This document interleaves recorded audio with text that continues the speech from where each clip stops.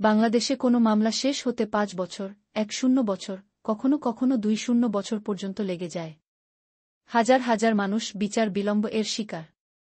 প্রশ্ন হল, এত দেরি কেন? আমাদের আদালত ব্যবস্থায় কেস ব্যাকলগ এখন প্রায় ৪-০ লাখ মামলা।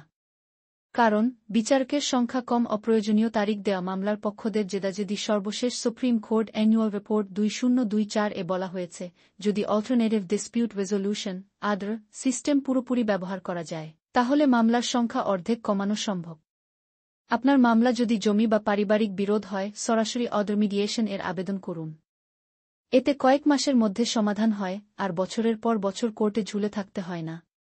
আমরা আইনজীবী নই। আমরা তথ্য দিচ্ছি বেড ল রিপোর্টস, সুপ্রিম কোর্ট রিপোর্টস থেকে। ব্যক্তিগত আইনি পরামর্শের জন্য অবশ্যই ukilukhel.com এ রেজিস্টার্ড আইনজীবীর সাথে অ্যাপয়েন্টমেন্ট বুক করুন। ukilukhel.com, powered by Dogged Lawyer।